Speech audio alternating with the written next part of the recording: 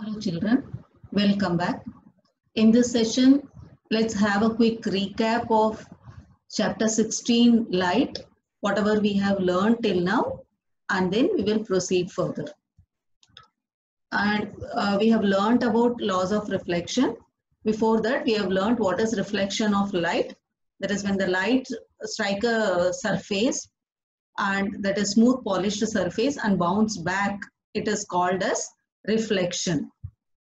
And under reflection of light, we have learned so many terms like what is incident ray. The ray of light that falls on the surface is called incident ray. Reflected ray is the ray of light that gets reflected back from the surface after it strikes is called reflected ray. What is normal? It is an imaginary line that is drawn perpendicular to the reflecting surface at the point of incidence is called as normal. And then we have learnt about what is angle of incidence. The angle that form between the incident ray with the normal is called as angle of incidence. Angle of reflection is the angle that forms between the reflected ray and the normal is called as angle of reflection. And always for one incident ray, there will be one reflected ray. Then we have learned two laws of reflection. First law of reflection states that the angle of incidence is always equal to the angle of reflection. That is, angular measure of incident ray is always equal to the angular measure of reflected ray. That is, angle of reflection is always equal to the angle of reflection. Sorry, the angle of incidence is always equal to the angle of reflection. Then second law states that the incident ray, reflected ray and the normal at the point of incidence to the reflecting surface, all three lie in the same plane. Simply you can keep in mind the second law states that the incident ray, reflected ray and the normal all lie in the same plane. Then we have learnt about characteristics of the image formed by a plane mirror. What are the characteristics of the image formed by a plane mirror? First characteristic is the image formed in a plane mirror is the same height as that of the object. The distance between the image and the mirror and the object and the mirror will always be equal. The image formed in a plane mirror is erect, or we can tell it is upright image, or we can tell erect image. Then the image formed in a plane mirror is laterally inverted. Then image formed in a plane mirror is always virtual image. And virtual image is formed by the apparent intersection of diverging rays. Then what is lateral inversion? When an image formed in a plane mirror, the left side of the object seems to be the right side of the image, and the right side of the object appears to be left side of the image is called as lateral inversion. And now if we will proceed, suppose if we imagine the parallel rays that are incident on an irregular surface. Till now we have learnt about a plane mirror. Plane mirror, that is when we have learned the characteristics of best reflector, isn't it? Should be smooth, shiny and very smooth and shiny surface. Regular surface should be there. Then only we have learned that image will be formed. Suppose if the parallel rays, if it is incident on an irregular surface like a wall or cardboard or whatever it is, then what will happen? Remember the laws of reflection. That is, whenever the incident ray, whenever the rays fall on that surface, at the point of incident, strike the surface and get reflected back, isn't it? And if these when the surface are irregular, and what will happen are all the reflected ray will be parallel to each other? No. If the parallel light rays, when they fall on the irregular surface, we will find that the reflected rays are in different direction. They are not parallel to each other. Even though the incident ray, when they parallel to each other, when they strike the irregular surface, if you see that reflected ray, they are not in parallel. These rays are reflected in different direction. They get scattered everywhere. Suppose if you see here, when all the parallel rays, see that first figure, all the parallel rays, these are all incident ray, because they strike the irregular surface. Irregular surface, ups and downs are there.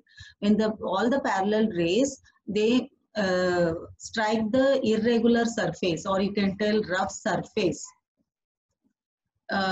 If they are parallel, then after striking the surface, what happens? They get reflected back, isn't it? See in that second, below that second figure, if you see that the reflected from a rough surface or irregular surface are not parallel. See that blue color one, it indicates the reflected surface, and the reflected rays are not parallel. So this reflection is known as diffused reflection, or we can call that as irregular reflection. So what is diffused reflection or irregular reflection? When all the parallel rays, they reflected from a rough surface or irregular surface, are not parallel, then the reflection is known as diffused reflection, or we can call that as irregular reflection. And you keep in mind that diffused reflection is not due to the failure of laws of reflection. So we cannot tell that they don't obey the laws of reflection, because it is caused, that the irregularities caused due to the reflecting surface is irregular. Got it? So here also it obeys the laws of reflection, but as the surface is irregular, the reflected rays are not parallel to each other. So on the other hand, if you see the reflection from a smooth surface like a mirror. See here this figure, the surface, black line and shaded one, if it is given, it shows that smooth surface, it is a mirror. On the other hand, when the incident ray strike the smooth surface like that of a mirror, what we can see is all the reflected rays are also parallel to each other. See that black color line rays, it indicates the incident ray, and blue color rays, it indicates the reflected ray. And if you see, both are parallel to each other. So this type of reflection, what we call that as regular reflection. So what is regular reflection? Reflection from a smooth surface when are parallel to each other, they are called as regular reflection. And so here, due to regular reflection, we can see images are formed. So when image will be formed? Images are formed due to regular reflection.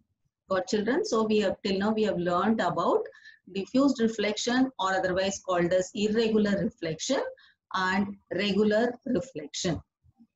So now if you see the difference between regular reflection and diffused reflection. So what is regular reflection? When parallel rays of light fall on a smooth surface, they are reflected back as parallel rays only, because the reflected rays also parallel to each other. So this is called as regular reflection. And what is diffused reflection? When parallel rays of light fall on an irregular surface, they are reflected back in all the direction. They get scattered all over. This is called as diffused reflection. And regular reflection is also called as specular reflection. Diffused reflection is also called as irregular reflection. As we have learned, regular reflection leads to the formation of image. Diffused reflection enables us to view different objects present in our environment. See, around us, we can see so many objects. All objects, they do not have smooth, shiny surface, isn't it? So, whenever the light falls on that object, it gets reflected back. It gets scattered everywhere. Because of that reflected rays, as we perceive, we could see the objects. This we have already learned. So, diffused reflection enables us to view different objects present in the environment. For example of regular reflection, image formed by a plane mirror. Example of diffused reflection, the reflection rays of light through by a wall or any object you can tell. So these are the differences between regular reflection and diffused reflection. So here, do we see all the objects due to reflected light? Do we see all the objects due to reflected light? Yes, nearly everything what we see around us is seen due to reflected light. But some objects like moon, for example, what they do, they receive light from the sun and they reflects it. Due to that reflection, we could see the moon. The same way, the object which shine in the light of other object is called as illuminated object. What is illuminated object or non-luminescence? Because they cannot produce their own light. Got that? The objects which shine in the light of the other object, like moon. Moon, they absorb that, receive the light from the sun and then it reflects it. So it is called as illuminated object. But some other objects which give their own light, like sun, fire, flame of a candle, electric lamp, tube light, etc. And they produce their own light, isn't it? So when their light fall on our eyes, we could see them. So these objects emits their own light are known as luminous objects. And so reflected light can be reflected again. Now whatever objects around us, how do we see them? Because of that reflected light. Can reflected light can be reflected again? Yes, multiple reflection can be obtained by placing one or more mirrors at certain angles to each other, which results in reflection of light for multiple times between the reflecting surface. For children, so we can this multiple reflection can be used in certain cases, like it is used in periscope to see a hidden object. It is used in kaleidoscope to see a beautiful patterns. It is used even in barber shop to see the back of the head of a person getting a haircut. So in this way, reflected light can be reflected again. Multiple reflection can be obtained. So about these, each and everything about periscope, kaleidoscope, by multiple reflection, we will be learning in our next session. So we'll stop our session here. We will end our session here. And till now, we have learned about two laws of reflection. That is, first law states that angle of incidence is always equal to the angle of reflection. And second law states that incident ray, reflected ray and normal are all at the same plane. And then image formed in a plane mirror undergoes lateral inversion. Then light gets reflected from all surfaces. Regular reflection. What is regular reflection? When light is incident on a smooth polished surface, regular reflection takes place, and diffused or irregular reflection takes place from rough surfaces. And when we keep two or more mirrors inclined to each other at a given angle, we get multiple images. That's all for this session. Thank you.